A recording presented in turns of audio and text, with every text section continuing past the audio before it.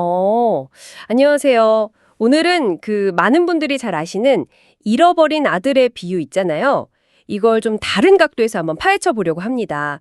저희 손에는 잃어버린 형제의 부끄러운 반응이라는 글의 발췌문이 있는데요.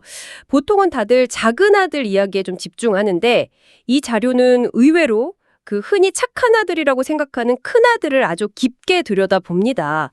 어쩌면 진짜 잃어버린 아들은 큰 아들일 수도 있다. 뭐 이런 시각인 거죠. 흥미롭지 않나요? 자, 한번 깊이 들어가 보시죠. 이야기는 이렇습니다. 큰 아들이 밭에서 열심히 일하고 이제 집으로 돌아와요. 근데 집에 거의 다 왔는데 어디선가 막 음악 소리가 들리고 춤추는 소리가 들려요. 분위기가 심상치 않죠. 그래서 하인한테 물어보죠. 이게 무슨 일이냐? 그랬더니 글쎄 집 나갔던 동생이 돌아왔다는 거예요. 그리고 아버지가 너무 깊어서 살찐 송가지를 잡았다는 거죠. 여기서 자료가 딱 짚는 포인트가 있어요. 아버지가 동생을 건강하게 다시 맞았기 때문이라고 하는데 이게 그냥 몸 건강하다 이게 아니라는 거예요. 원어로 보면 이게 휘기 아이노라고 히브리어 샬롬하고도 통하는데요. 완전한 회복, 그러니까 관계의 온전함, 평화 이걸 의미한다고 분석하더라고요. 그냥 잘 왔다? 이게 아닌 거죠. 맞습니다. 그 온전한 회복이라는 개념이 당시 예수님 말씀을 바로 앞에서 듣고 있던 바리새인들이나 율법학자들한테는 글쎄요, 상당히 좀 거슬렸을 수 있다. 이게 이 자료의 되게 중요한 주장이 좀 하나예요. 그 사람들 관점에서 보면 아버지 행동이요, 아들이 돌아왔다고 막 달려나가고 끌어안고 잔치 벌이고 이런 게 좀 체면 없어 보이고 어쩌면 좀 어리석어 보였을 수도 있다는 거죠. 아, 그러니까 이해가 안 된다. 뭐 이런 느낌이었겠네요. 그렇죠. 오히려 그 사람들은 재산을 잘 지키고 또 집안의 어떤 규칙이나 관습 이런 걸 중시하는 큰아들한테 더 공감했을 가능성이 높다는 거예요. 아, 그렇군요. 그럼 큰아들이 막 화내는 거에 오히려 더 마음이 갔을 수도 있겠네요. 네, 자료는 그래서 큰아들이 자기 몫이라고 당연히 생각했을 그 송아지 같은 자원이 자기랑 상의도 없이 쓰였다는 것에 분노하고 또 소외감도 느꼈을 거라고 분석해요. 그리고 아버지가 굳이 큰아들을 데리러 밭으로 안 가진 것도 좀 의미심장하게 보는데요. 어쩌면 아버지는 이미 알고 계셨을 수 있다는 거죠. 이 아들이 동생 돌아온 거나 아버지 기쁨에 별로 관심 없을 거라는 걸요. 와, 좀 슬픈데요, 그건. 그리고 재밌는 해석이 큰아들이 밭에 있었다는 이 사실 자체를요, 작은 아들이 먼 나라에 있었던 것처럼 아버지로부터 영적으로 멀리 떨어져 있는 상태를 상징한다고 봐요. 그러니까 겉으로는 집 가까이 아버지 곁에 있었지만 마음은 이미 멀리 떠나 있었다는 거죠. 결국 그래서 큰아들이 잔치 안 들어가겠다고 버티는 거군요. 그러면서 아버지한테 따지잖아요. 내가 이렇게 여러 해 아버지를 섬겼고 명령 한 번 어긴 적 없는데 나한테는 친구들하고 즐기라고 염소 새끼 한 마리 준 적 없으면서 이러면서요. 이 말을 들어보면 자기를 진짜 아들이라 거의 뭐 충성스러운 종이나 노예처럼 여기는 느낌이 확 들어요.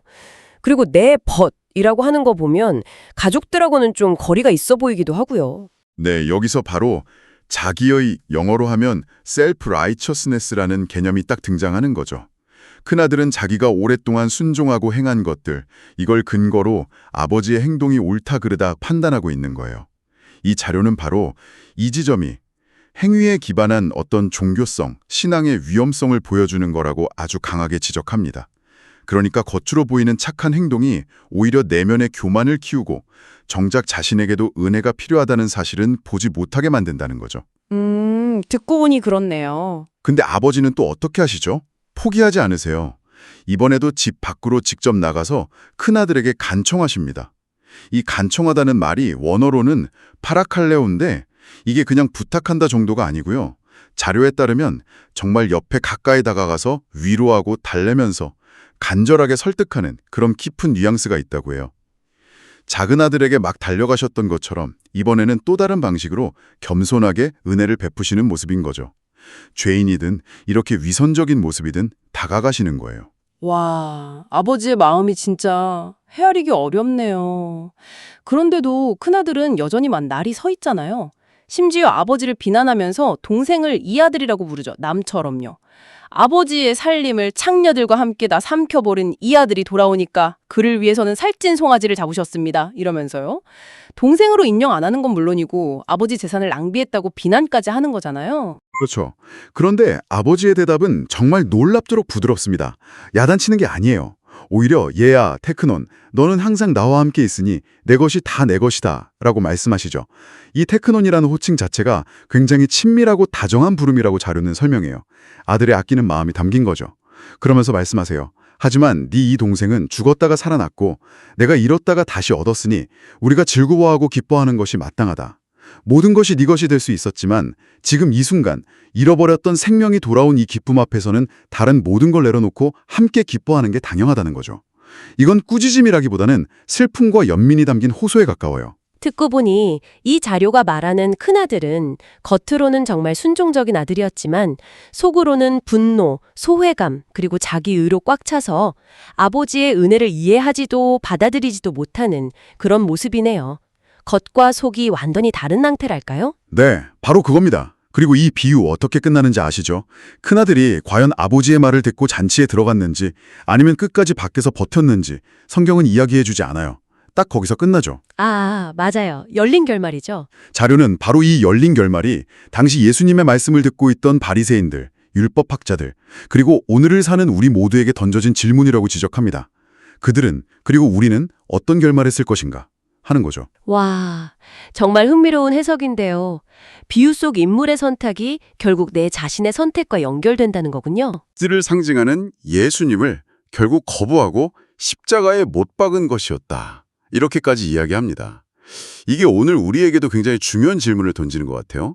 우리가 생각하는 어떤 공정함, 자격, 이런 기준과 때로는 충돌하는 것처럼 보이는 그 은혜 앞에서 여러분은 잔치에 참여하시겠습니까? 아니면 여전히 밖에서 내 기준으로 판단하면서 머무르시겠습니까? 이건 각자 한번 깊이 생각해 볼 만한 문제가 아닌가 싶습니다.